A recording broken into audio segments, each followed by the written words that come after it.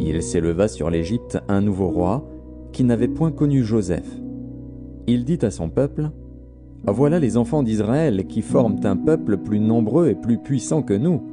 Allons, montrons-nous habiles à son égard, empêchons qu'il ne s'accroisse, et que, s'il survient une guerre, il ne se joigne à nos ennemis pour nous combattre et sortir ensuite du pays. » Et l'on établit sur lui des chefs de corvée afin de l'accabler de travaux pénibles. C'est ainsi qu'il bâtit les villes de Pithom et de Ramsès pour servir de magasin à Pharaon. Mais plus on l'accablait, plus il multipliait et s'accroissait. Et l'on prit en aversion les enfants d'Israël. Alors les Égyptiens réduisirent les enfants d'Israël à une dure servitude. Ils leur rendirent la vie amère par de rudes travaux en argile et en briques, et par tous les ouvrages des champs. Et c'était avec cruauté qu'ils leur imposaient toutes ces charges. Le roi d'Égypte parla aussi aux sages-femmes des Hébreux, nommées l'une Shifra et l'autre Pua. Il leur dit : « Quand vous accoucherez les femmes des Hébreux et que vous les verrez sur les sièges, si c'est un garçon, faites-le mourir. Si c'est une fille, laissez-la vivre. » Mais les sages-femmes craignirent Dieu et ne firent point ce que leur avait dit le roi d'Égypte. Elles laissèrent vivre les enfants. Le roi d'Égypte appela les sages-femmes et leur dit : « Pourquoi avez-vous agi ainsi et avez-vous laissé vivre les enfants ?» Les sages-femmes répondirent à Pharaon : « C'est que les femmes des Hébreux ne sont pas comme les Égyptiennes. Elles sont vigoureuses et elles accouchent avant l'arrivée de la sage-femme. » Dieu fit du bien aux sages-femmes, et le peuple multiplia et devint très nombreux. Parce que les sages-femmes avaient eu la crainte de Dieu, Dieu fit prospérer leur maison. Alors Pharaon donna cet ordre à tout son peuple : « Vous jetterez dans le fleuve tout garçon qui naîtra, et vous laisserez vivre toutes les filles. » Un homme de la maison de Lévi avait pris pour femme une fille de Lévi. Cette femme devint enceinte et enfanta un fils. Elle vit qu'il était beau, et elle le cacha pendant 3 mois. Ne pouvant plus le cacher, elle prit une caisse de jonc qu'elle enduisit de bitume et de poix. Elle y mit l'enfant et le déposa parmi les roseaux sur le bord du fleuve. La sœur de l'enfant se tint à quelque distance pour savoir ce qui lui arriverait. La fille de Pharaon descendit au fleuve pour se baigner, et ses compagnes se promenèrent le long du fleuve. Elle aperçut la caisse au milieu des roseaux, et elle envoya sa servante pour la prendre. Elle l'ouvrit et vit l'enfant. C'était un petit garçon qui pleurait. Elle en eut pitié, et elle dit : « C'est un enfant des Hébreux. » Alors la sœur de l'enfant dit à la fille de Pharaon : « Veux-tu que j'aille te chercher une nourrice parmi les femmes des Hébreux pour allaiter cet enfant ? » « Va, » lui répondit la fille de Pharaon. Et la jeune fille alla chercher la mère de l'enfant. La fille de Pharaon lui dit : « Emporte cet enfant et allaite-le-moi. Je te donnerai ton salaire. » La femme prit l'enfant et l'allaita. Quand il eut grandi, elle l'amena à la fille de Pharaon, et il fut pour elle comme un fils.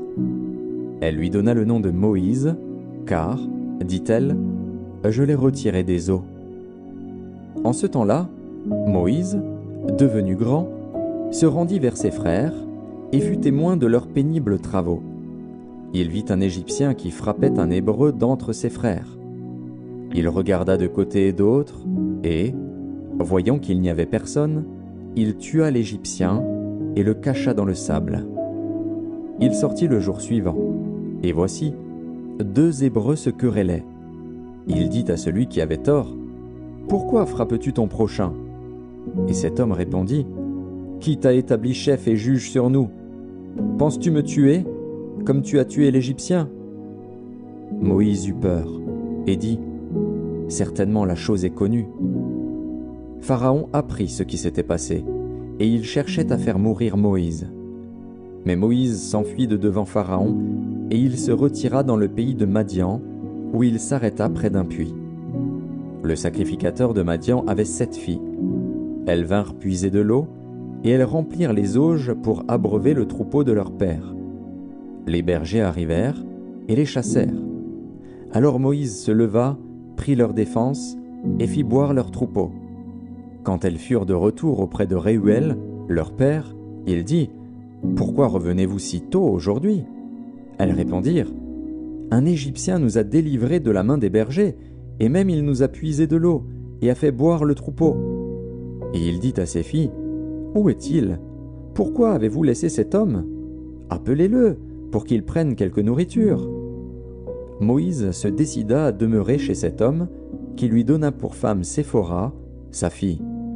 Elle enfanta un fils, qu'il appela du nom de Gershom, car, dit-il, « J'habite un pays étranger. » Longtemps après, le roi d'Égypte mourut, et les enfants d'Israël gémissaient encore sous la servitude et poussaient des cris.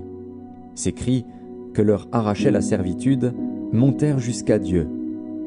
Dieu entendit leurs gémissements et se souvint de son alliance avec Abraham, Isaac et Jacob.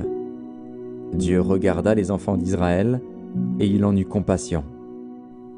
Moïse faisait paître le troupeau de Jéthro, son beau-père, sacrificateur de Madian. Et il mena le troupeau derrière le désert et vint à la montagne de Dieu, à Horeb. L'ange de l'Éternel lui apparut dans une flamme de feu au milieu d'un buisson. Moïse regarda, et voici, le buisson était tout en feu, et le buisson ne se consumait point. Moïse dit, « Je veux me détourner pour voir quelle est cette grande vision, et pourquoi le buisson ne se consume point. » L'Éternel vit qu'il se détournait pour voir, et Dieu l'appela du milieu du buisson, et dit, « Moïse, Moïse !» Et il répondit, « Me voici. » Dieu dit, « N'approche pas d'ici, ôte tes souliers de tes pieds, car le lieu sur lequel tu te tiens est une terre sainte. » Et il ajouta, « Je suis le Dieu de ton père, le Dieu d'Abraham, le Dieu d'Isaac et le Dieu de Jacob. » Moïse se cacha le visage, car il craignait de regarder Dieu. L'Éternel dit, « J'ai vu la souffrance de mon peuple qui est en Égypte, et j'ai entendu les cris que lui font pousser ses oppresseurs, car je connais ses douleurs. Je suis descendu pour le délivrer de la main des Égyptiens, et pour le faire monter de ce pays dans un bon et vaste pays, dans un pays où coule le lait et le miel, dans les lieux qu'habitent les Cananéens, les Hétiens, les Amoréens, les Phéréziens, les Héviens et les Jébusiens. Voici, les cris d'Israël sont venus jusqu'à moi, et j'ai vu l'oppression que leur font souffrir les Égyptiens. Maintenant, va, je t'enverrai auprès de Pharaon, et tu feras sortir d'Égypte mon peuple, les enfants d'Israël. » Moïse dit à Dieu, « Qui suis-je pour aller vers Pharaon et pour faire sortir d'Égypte les enfants d'Israël ?» Dieu dit, « Je serai avec toi, et ceci sera pour toi le signe que c'est moi qui t'envoie. Quand tu auras fait sortir d'Égypte le peuple, vous servirez Dieu sur cette montagne. » Moïse dit à Dieu, « J'irai donc vers les enfants d'Israël, et je leur dirai, « Le Dieu de vos pères m'envoie vers vous, mais s'ils me demandent quel est son nom, que leur répondrai-je » Dieu dit à Moïse, « Je suis celui qui suis. » Et il ajouta, « C'est ainsi que tu répondras aux enfants d'Israël. Celui qui s'appelle « Je suis » m'a envoyé vers vous. » Dieu dit encore à Moïse, « Tu parleras ainsi aux enfants d'Israël. L'Éternel, le Dieu de vos pères, le Dieu d'Abraham, le Dieu d'Isaac et le Dieu de Jacob, m'envoie vers vous. Voilà mon nom pour l'éternité, voilà mon nom de génération en génération. Va, rassemble les anciens d'Israël et dis-leur, l'Éternel, le Dieu de vos pères, m'est apparu, le Dieu d'Abraham, d'Isaac et de Jacob. Il a dit, je vous ai vu, et j'ai vu ce qu'on vous fait en Égypte, et j'ai dit, je vous ferai monter de l'Égypte, où vous souffrez, dans le pays des Cananéens, des Hétiens, des Amoréens, des Phéréziens, des Héviens et des Jébusiens, dans un pays où coule le lait et le miel. Ils écouteront ta voix, et tu iras, toi et les anciens d'Israël, auprès du roi d'Égypte, et vous lui direz, l'Éternel, le Dieu des Hébreux, nous est apparu. Permets-nous de faire 3 journées de marche dans le désert, pour offrir des sacrifices à l'Éternel, notre Dieu. Je sais que le roi d'Égypte ne vous laissera point aller, si ce n'est par une main puissante. J'étendrai ma main, et je frapperai l'Égypte par toutes sortes de prodiges que je ferai au milieu d'elle. Après quoi, il vous laissera aller. Je ferai même trouver grâce à ce peuple aux yeux des Égyptiens, et quand vous partirez, vous ne partirez point à vide. Chaque femme demandera à sa voisine et à celle qui demeure dans sa maison des vases d'argent, des vases d'or et des vêtements que vous mettrez sur vos fils et vos filles, et vous dépouillerez les Égyptiens. » Moïse répondit et dit, « Voici, ils ne me croiront point, et ils n'écouteront point ma voix. Mais ils diront, l'Éternel ne t'est point apparu. » L'Éternel lui dit, « Qu'y a-t-il dans ta main » Il répondit, « Une verge. » L'Éternel dit, « Jette-la par terre. » Il la jeta par terre, et elle devint un serpent. Moïse fuyait devant lui. L'Éternel dit à Moïse, « Étends ta main, et saisis-le par la queue. » Il étendit la main et le saisit, et le serpent redevint une verge dans sa main.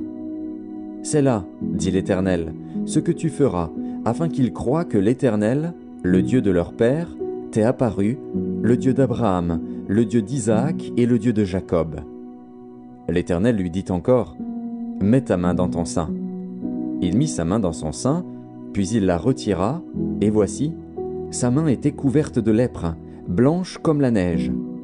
L'Éternel dit, « Remets ta main dans ton sein. » Il remit sa main dans son sein, puis il la retira de son sein, et voici, elle était redevenue comme sa chair. « S'ils ne te croient pas, dit l'Éternel, et n'écoutent pas la voix du premier signe, ils croiront à la voix du dernier signe. S'ils ne croient pas même à ces 2 signes et n'écoutent pas ta voix, tu prendras de l'eau du fleuve, tu la répandras sur la terre, et l'eau que tu auras prise du fleuve deviendra du sang sur la terre. » Moïse dit à l'Éternel, « Ah, Seigneur, je ne suis pas un homme qui ait la parole facile, et ce n'est ni d'hier ni d'avant-hier, ni même depuis que tu parles à ton serviteur, car j'ai la bouche et la langue embarrassées. » L'Éternel lui dit, « Qui a fait la bouche de l'homme? Et qui rend muet ou sourd, voyant ou aveugle? N'est-ce pas moi, l'Éternel? Va donc, je serai avec ta bouche, et je t'enseignerai ce que tu auras à dire. » Moïse dit, « Ah, Seigneur, envoie qui tu voudras envoyer. » Alors la colère de l'Éternel s'enflamma contre Moïse, et il dit, « N'y a-t-il pas ton frère Aaron, le Lévite? Je sais qu'il parlera facilement. Le voici lui-même, qui vient au-devant de toi. Et, quand il te verra, il se réjouira dans son cœur. Tu lui parleras, et tu mettras les paroles dans sa bouche. Et moi, je serai avec ta bouche et avec sa bouche, et je vous enseignerai ce que vous aurez à faire. Il parlera pour toi au peuple, il te servira de bouche, et tu tiendras pour lui la place de Dieu. Prends dans ta main cette verge, avec laquelle tu feras les signes.